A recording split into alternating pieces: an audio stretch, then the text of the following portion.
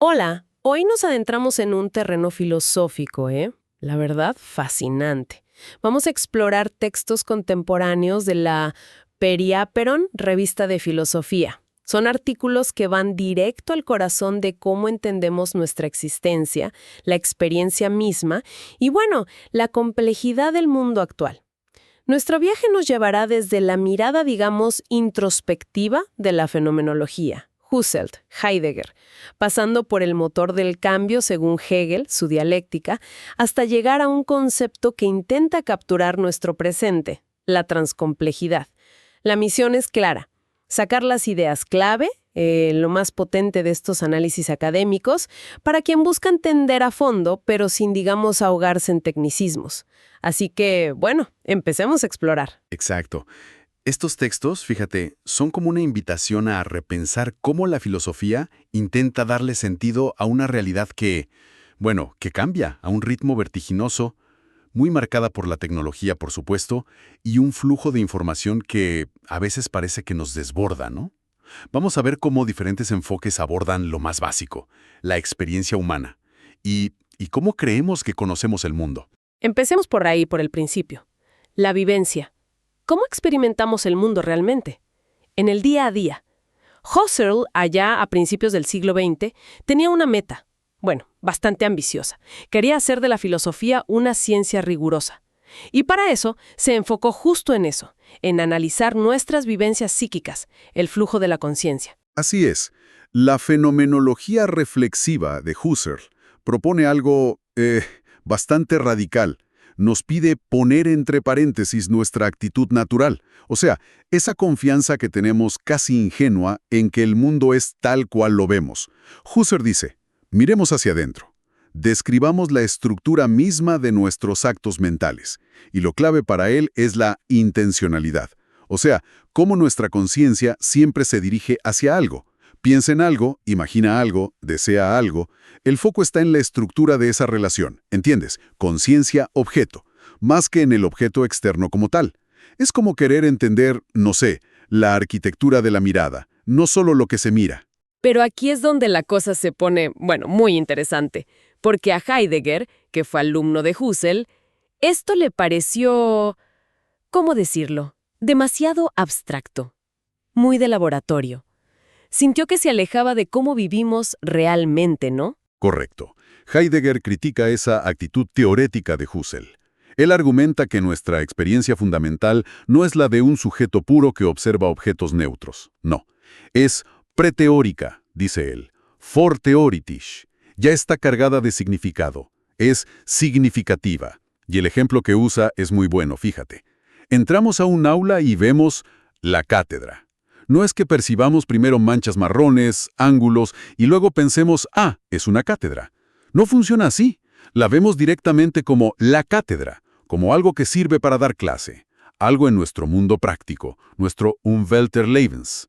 La experiencia, dice Heidegger, mundea, Weltet, nos abre un mundo con sentido de inmediato. No es un proceso paso a paso, un Vorgang, de sentir y luego interpretar.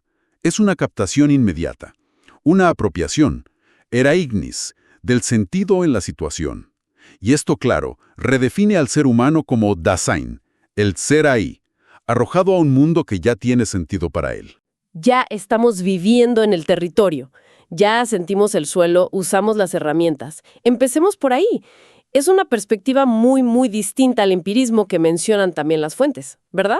Locke, Hume. Ellos partían de la idea de la mente como una hoja en blanco. Exactamente. Los empiristas se preguntaban por el origen del conocimiento, cómo se llena esa hoja en blanco con los sentidos. Heidegger, en cambio, se enfoca en la naturaleza de la experiencia tal como la vivimos. Ya estamos inmersos en un mundo de significados, de prácticas, de relaciones. No partimos de cero sensorial, partimos de una comprensión práctica del mundo que habitamos. La pregunta no es tanto cómo entra la información, sino cómo es que el mundo ya nos resulta significativo, desde el principio. Vale, entiendo.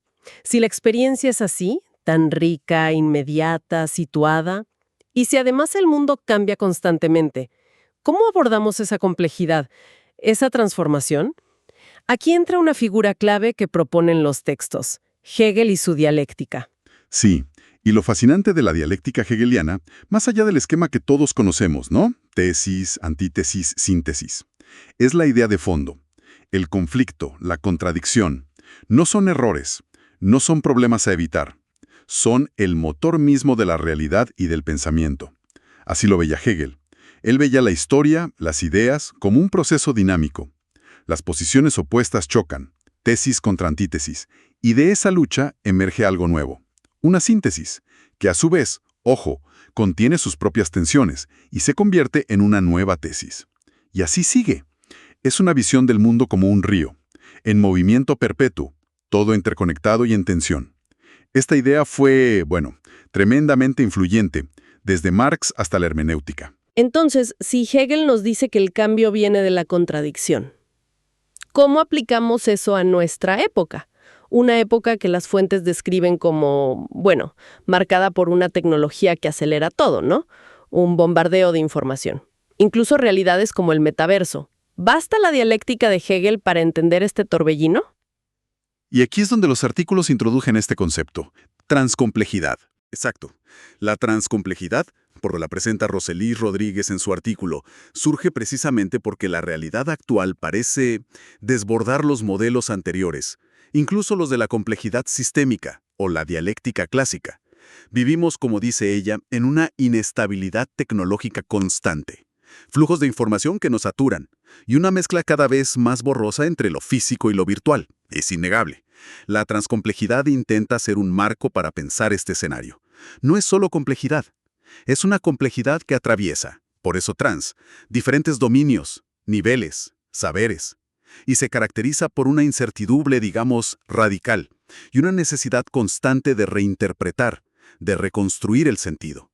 Si lo conectamos con lo anterior, mientras Hegel veía un progreso, aunque fuera conflictivo, hacia una síntesis superior, la transcomplejidad quizás pone más el acento en la multidireccionalidad, en la emergencia de patrones inesperados, en la coexistencia de lógicas diversas, ¿no? Nicolescu, que citan las fuentes, habla de integrar saberes, científicos, humanísticos, artísticos, espirituales incluso, romper las barreras de las disciplinas. Se usan conceptos como autoorganización, sistemas que se ordenan solos, y emergencia, propiedades nuevas que surgen del conjunto, no de las partes. Sa, otro autor citado, habla de sistemas que fluyen, que se adaptan, donde tener más estados posibles, más variedad, aumenta la complejidad, sí, pero también la resiliencia, la capacidad de sobrevivir. Se llega a hablar de una ciencia en zigzag, que avanza, retrocede, explora, rompiendo con esa idea lineal de progreso que teníamos. De movediza, ¿cómo podemos siquiera investigarla? Volvamos a los métodos. Husserl buscaba rigor científico con su reflexión metódica. Exacto. Husserl proponía esa introspección controlada, metódica. Heidegger, en cambio, apostaba por la intuición comprensora, por una hermenéutica que intente captar ese sentido vivido preteórico. Ahora, la transcomplejidad, según se describe en los artículos, exige algo distinto. Pide metodologías que sean flexibles, adaptativas, inherentemente interdisciplinarias. Y aquí lo clave, que vean la incertidumbre no como un fracaso del método, sino como parte del paisaje. Incluso como fuente de conocimiento nuevo. Se habla de combinar enfoques, cualitativos, cuantitativos, dialécticos, usar la tecnología para analizar nuestros rastros digitales, por ejemplo. Una de las fuentes hasta propone un arco husserliano transcomplejo, un intento, bastante ambicioso de articular estas distintas maneras de acercarse a la realidad. Pero hay más formas de pensar como conocemos, ¿no es cierto? El artículo de Pérez Vega menciona otras corrientes. El racionalismo, la agnoseología y la epistemología del lenguaje. ¿Cómo encajan estas piezas? Bueno, la epistemología del lenguaje, por ejemplo, nos recuerda algo fundamental. El lenguaje no es solo un vehículo neutro para expresar ideas. Moldea activamente cómo pensamos y percibimos. Pérez Vega menciona modelos como el realismo, el lenguaje refleja la realidad, el mentalismo representa ideas mentales y el pragmatismo, el significado está en el uso social. Piensa en la diferencia entre la palabra mesa, que parece apuntar a un objeto concreto, ¿no? Y la palabra justicia. ¿A qué cosa apunta justicia? Su significado es mucho más dependiente del contexto, la cultura, la interpretación. Es abstracto, subjetivo. Esto conecta con Heidegger, ¿ves? El lenguaje ya nos mete en un mundo de significados compartidos. Y también está Popper, el racionalismo crítico. Esa idea de que la ciencia avanza no por confirmar teorías, sino por intentar refutarlas, por buscar el error mediante la falsación. Exacto. Popper busca un criterio lógico, ¿no? Para la ciencia. Pero aquí surge una tensión importante, que señalan otros filósofos que se mencionan, como Hanson y Kuhn. ¿Existe realmente esa experiencia o esa observación pura contra la cual contrastar las teorías? Ellos argumentan que toda observación ya está cargada de teoría. Lo que vemos depende de lo que ya sabemos o creemos. No hay mirada inocente. Nunca. Y esto nos devuelve a las dificultades que ya veíamos antes, ¿no? ¿Podía Husserl realmente describir la conciencia sin supuestos previos? ¿Podía Heidegger acceder a lo preteórico sin usar la teoría al intentar describirlo? Parece que la interpretación, el marco conceptual que usamos, es ineludible, siempre está ahí. Entonces, toda esta reflexión sobre la experiencia, la complejidad, los límites del conocimiento, ¿se queda en un debate abstracto entre filósofos o tiene consecuencias prácticas? ¿Aterriza en algún sitio concreto? Definitivamente aterriza. Y mucho. La transcomplejidad, por ejemplo, no se plantea solo como una forma de entender. Según las fuentes, trae consigo un llamado ético muy fuerte.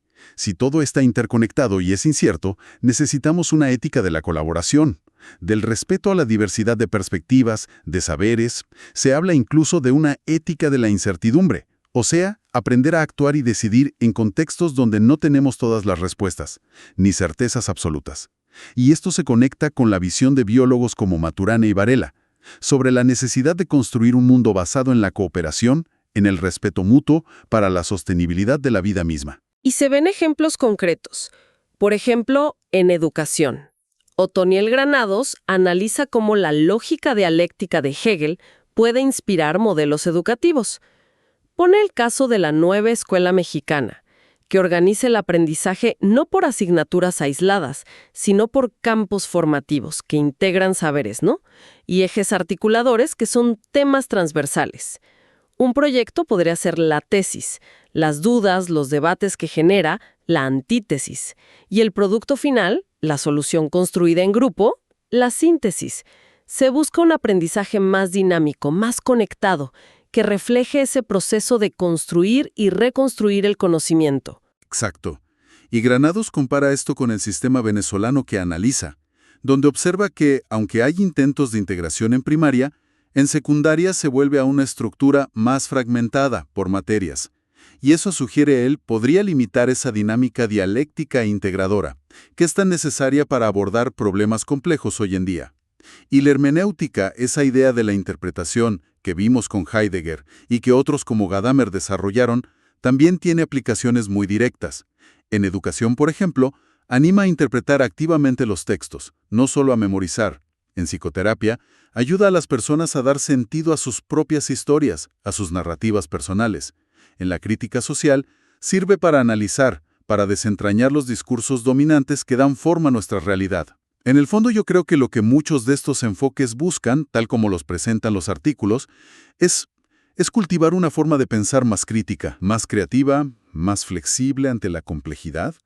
Se trata de desarrollar una sensibilidad hacia las interconexiones, hacia la naturaleza cambiante de las cosas, y hacia el valor de las múltiples perspectivas para una comprensión más profunda y situada, ¿no? La verdad es que ha sido un recorrido inmenso. Desde esa mirada hacia adentro de Husserl y Heidegger, explorando la vivencia, pasando por la visión del cambio a través del conflicto en Hegel, hasta llegar a la transcomplejidad como un intento de mapear nuestro presente tan interconectado e incierto. Es claro que la filosofía sigue buscando, con distintas herramientas, entender qué significa experimentar, conocer y actuar en el mundo. Sí, y creo que la clave que podemos sacar de esta exploración es que estas ideas no son meras curiosidades intelectuales, no son solo para académicos. Son como lentes distintas que podemos usar para mirar el mundo. Nos dan herramientas conceptuales, para pensar de forma más integrada, quizás más flexible, reconociendo que casi nunca hay una sola respuesta correcta, ¿verdad? O una única perspectiva válida. La transcomplejidad en particular nos sugiere algo poderoso. Quizás la incertidumbre y la interconexión no son problemas que tengamos que solucionar o eliminar, sino características fundamentales de la realidad actual que debemos aprender a navegar, e incluso, ¿por qué no?, a abrazar. Y con eso, pues, dejamos una pregunta resonando, inspirada en estos textos. Si realmente incorporáramos en nuestra forma de aprender, de trabajar en equipo, de tomar decisiones, una valoración genuina de la incertidumbre, de la interconexión, de la diversidad de interpretaciones como sugieren la hermenéutica y la transcomplejidad, ¿qué cambiaría concretamente? ¿Cómo abordaríamos los desafíos personales y colectivos de otra manera? Algo sobre lo que seguir reflexionando sin duda.